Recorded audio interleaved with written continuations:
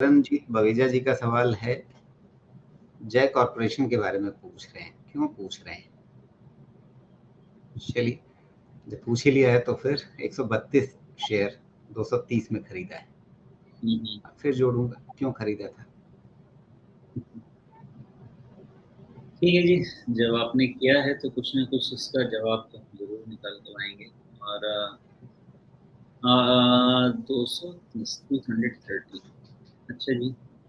अब यही है ना कि थोड़ा सा चरणजीत जी, अगर आप डिटेल बता सकते थे कि ट्रेड पोजीशन या 6 महीना किस हिसाब से, तो शायद बेहतर बता सकता था। अभी आपके लिए जवाब को सिंपल करने की कोशिश करता हूँ मैं। नहीं, और क्यों खरीदा था ये पहले मैं आपके सामने बता देता हूँ। ये शायद इन्होंने इसलिए खरीदा था कि ये 177 से बढ़ के 250 पे पहुंच गया था।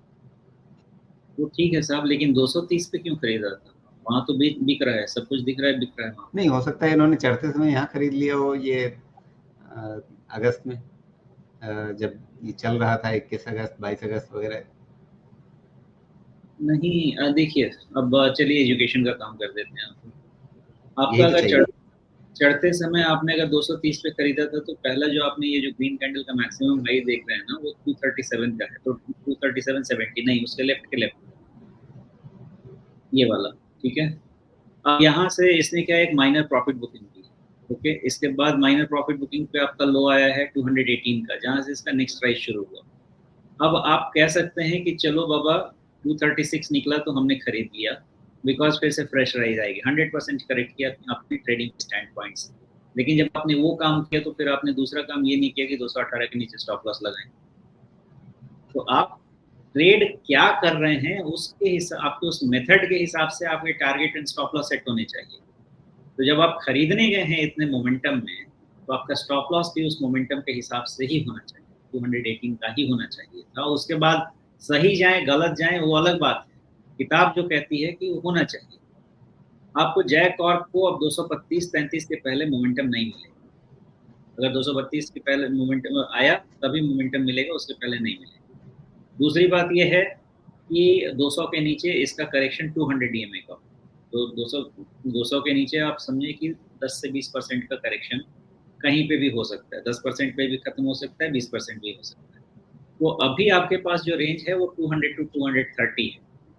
आपके जो ट्रेड होने चाहिए इस रेंज में होनी चाहिए, और 230 232 के ऊपर क्लोज होगा तो फर्दर मोमेंटम वाला ट्रेड होना चाहिए। और फिर जो लेटेस्ट फ्लो होगा उसका स्टॉप लॉस होना चाहिए। ये ट्रेड बनता है। 200 के नीचे आपका फर्दर फॉल बनता है क्लोजिंग बेसिस पे। अगर 200 के नीचे गया तो फर्दर फॉल बनता है।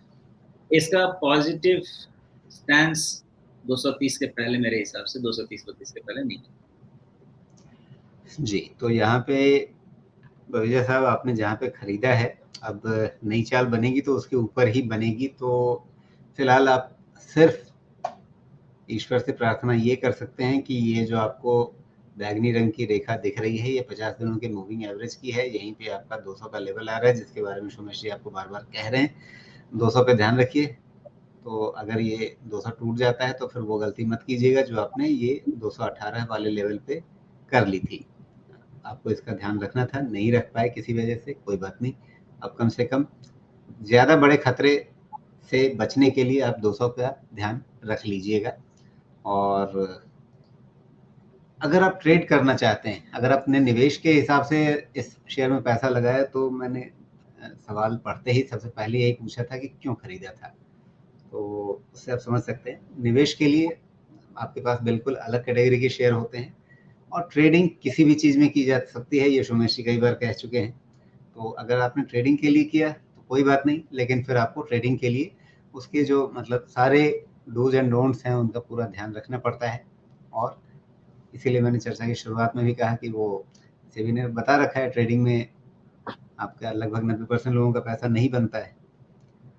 तो अब पहली चीज़ ध्यान रख लीजिए कि आगे से जब भी ट्रेड करें तो आप पहले से सोच के रखिए कि भाई आपका स्टॉप लॉस कहाँ पे रहना चाहिए। और वो स्टॉप लॉस कई लोग कह लेते हैं कि अच्छा ठीक है, आप कितने समय के लिए पैसा लगाना चाहते हैं, ऊपर टारगेट क्या है, उसके हिसाब से आप नीचे एक स्टॉप लॉस रख लीजिए, उसमें एक 2:1 का या 3:1 का रेशियो बना लीजिए। नहीं, स्टॉप लॉस वैसे नहीं बनता है।